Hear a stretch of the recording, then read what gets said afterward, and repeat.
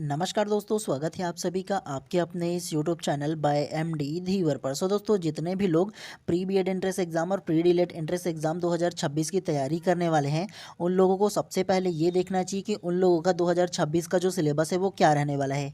तो अगर आप लोग ध्यान से देखोगे ना, तो सबसे पहले देखो फ्रंट में जो लिखा है वो डीएलएड 2025 के लिए पाठ्यक्रम, ठीक है। जो सभी ना हायर सेकेंडरी परीक्षा के स्तर पे जो पूछा जाता है ना, तो उसी प्रकार के सिलेबस इसमें तैयार किया गया है। और ये जो सिलेबस है वो 2025 का है, क्योंकि 2026 का जब नोटिफिकेशन आएगा ना एग्जाम फॉर्म फिल करने का, तो उस वक्त जो एग्जैक्ट इसका सिलेबस है वो आप लोगों को पता चल जाएगा। लेकिन अब तक की ना प्री डीएलएड एंट्रेंस एग्जाम में ना इसका जो सिलेबस है वो नहीं बदला है, सेम टू सेम चला आ रहा है। तो आप लोगों को ना सबसे पहले एनालिसिस करना है कि कौन कौन सा जो टॉपिक है उसे आप लोगों को पढ़ना है, आपके जो टोटल 5 सब्जेक्ट है उसमें। तो अगर चेंज किसी प्रकार से होगा ना, तो थोड़ा बहुत ही रेयर होगा, अगर होगा तब की बात है, लेकिन अभी तक की किसी प्रकार से उतना चेंजेस नहीं हुआ है।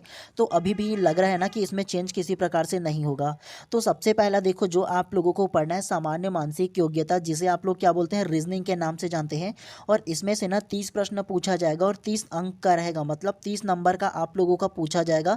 ये जो सामान्य मानसिक योग्यता रीजनिंग का जो पार्ट है उसमें का। तो इसमें आप लोगों को क्या क्या पढ़ना है, तो ध्यान से देखो। इसमें मानसिक योग्यता में निहित निम्न कार्य आते हैं, तो कौन कौन सा? तर्क करना, संबंध देखना, एनालॉजी, आंकिक योग्यता, आकाशीय संबंध आदि। इन कारकों का परीक्षण करने के लिए सामान्यतः इस प्रकार के प्रश्न पूछे जाते हैं।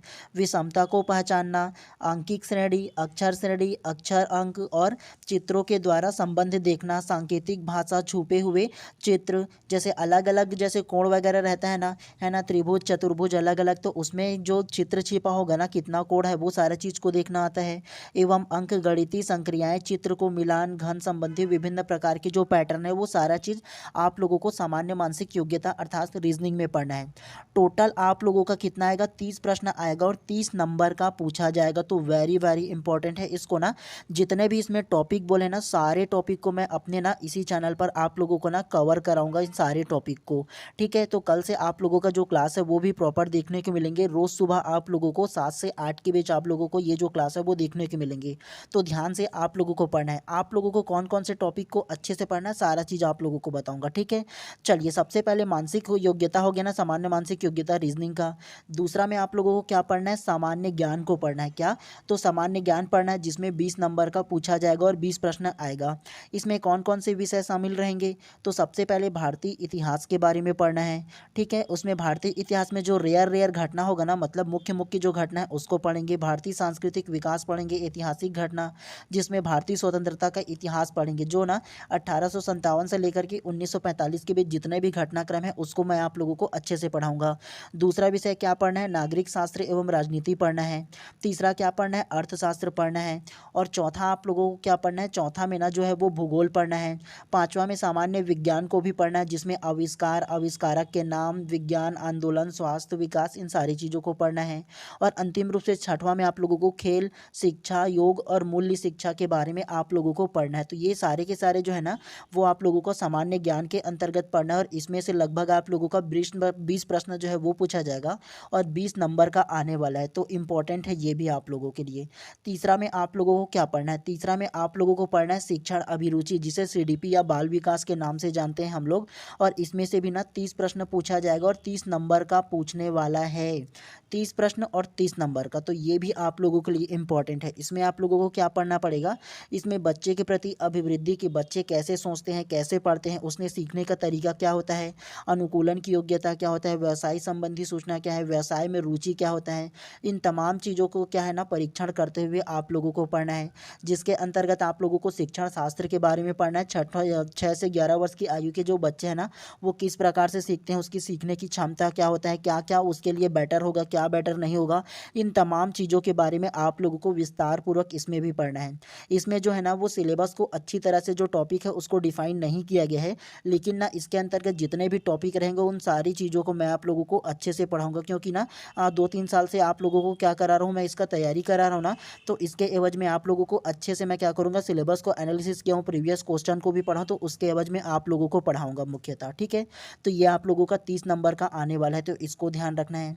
उसके अलावा चौथा में आप लोगों को क्या पढ़ना है? हिंदी पढ़ना है। हिंदी से कितना आएगा? तो 10 नंबर का हिंदी आएगा। इसमें क्या क्या पढ़ना है? वर्ण विचार पढ़ना है। इसके अंदर स्वर, व्यंजन, अक्षर, वर्तनी, लिंग, वचन गठन के बारे में पढ़ना है, शब्द रचना के बारे में पढ़ना है, उपसर्ग प्रत्यय अनेक शब्दों के एक शब्द वगैरह पढ़ना है, शब्द विचार को पढ़ना है, तत्सम तद्भव देशज विदेशज के बारे में। उसके अलावा अर्थ के आधार पर शब्द के भेद कितना होता है, पर्यायवाची क्या है, विलोम क्या है, अनेकार्थी क्या है, इन तमाम जो टॉपिक है ना उन सारी चीज़ों को पढ़ाऊँगा मैं। पद क्या होता है, उसके अलावा पढ़ेंगे वाक्य परिचय। उसके अलावा देखिए रचना, मुहावरा, लोकोक्ति पढ़ना है, भाषाई कौशल का अध्यापन पढ़ना है, जिसमें श्रवण, लेखन, पठन कौशल, इन सारी चीज़ों को पढ़ेंगे। विराम चिन्ह क्या होता है ये पढ़ेंगे।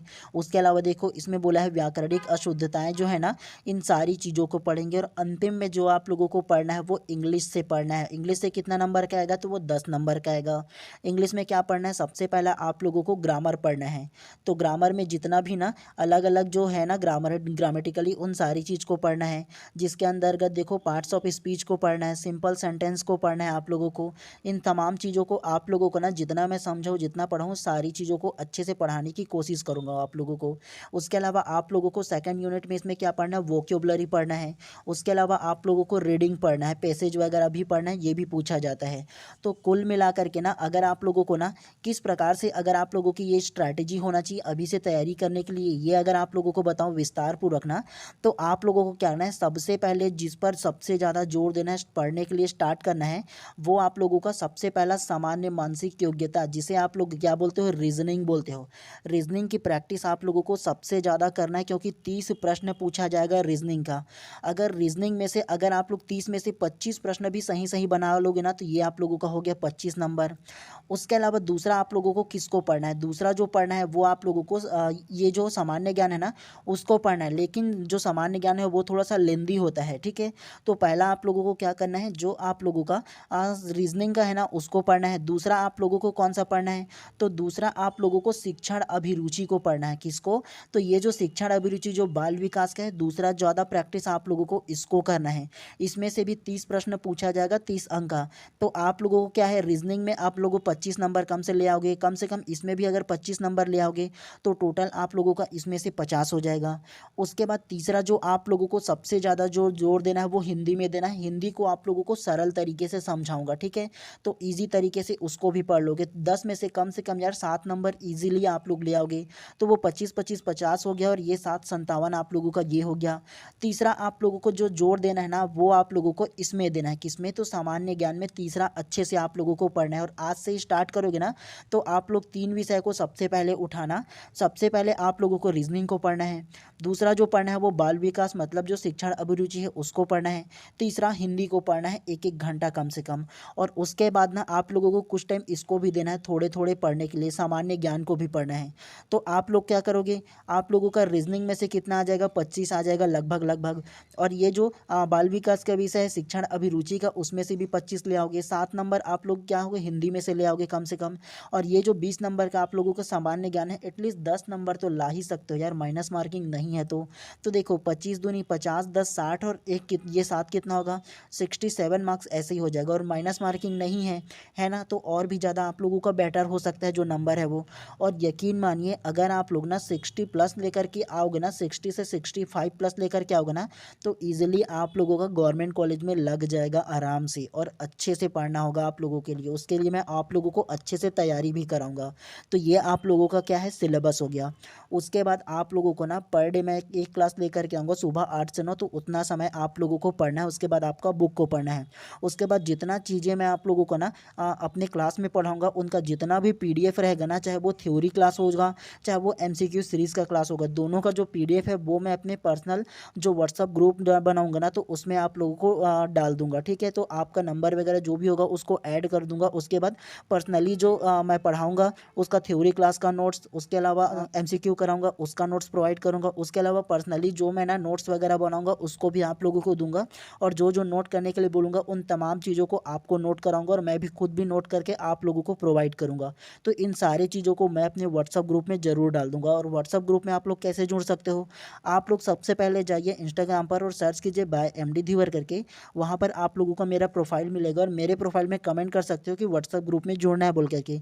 तो आप लोगों का पर्सनली ना मैं ना व्हाट्सअप ग्रुप में आप लोगों को ऐड कर दूंगा, जोड़ दूंगा। तो वहाँ से आप लोग डायरेक्टली क्या कर सकते हो, डायरेक्ट आप जोड़ के सारा चीज़ का जो लाभ है वो उठा सकते हो। और पर्सनल रखने का मतलब इसलिए है क्योंकि देखो अगर मैं पब्लिक कर दूंगा ना, तो कोई भी आता है कोई भी चला जाता है, ले लेता है नहीं लेता है, है, तो इस प्रकार की मेरे को झंझट नहीं करना है। मतलब ये है कि जो लोग सिंसियरली पढ़ रहे हैं ना, उनके लिए ये सारा चीज़ जो फीचर है वो प्रोवाइड करने वाला हूँ। तो आप लोगों को इन सारी चीज़ों को ध्यान देना है, ऐसे ही आप लोगों को पढ़ना है। उसके अलावा आप लोगों का कोई भी और अगर कमेंट हो ना, तो उसके अलावा उसको भी कीजिए, उसका भी जवाब मैं इन 24 घंटे के अंदर आप लोगों को अवश्य दे दूँगा, ठीक है? और केवल मैं ना ये जो सारा पीडीएफ रहेगा मैं पर्सनली जो व्हाट्सएप ग्रुप बनाऊँगा उसमें डालूँगा मैं। क्योंकि टेलीग्राम जो चैनल है ना, उसमें बहुत लोग जुड़े हुए हैं और बहुत लोगों को इसमें क्या होगा, जो मैसेज है ना वो बार-बार जाते रहेगा। तो पर्सनली जिस कोर्स के लिए जो लोग जुड़ेंगे केवल उन्हीं लोगों को मैं प्रोवाइड करना चाह रहा हूँ। तो इसीलिए ये सारा चीज़ मैं कर रहा हूँ। तो आप लोग बेशक बताइएगा, आप लोगों की और कोई सजेशन हो तो या और कोई अगर प्रश्न हो तो बेशक कमेंट कर लीजिएगा, ठीक है? चलिए मिलते हैं कल फिर से इसी प्रकार से।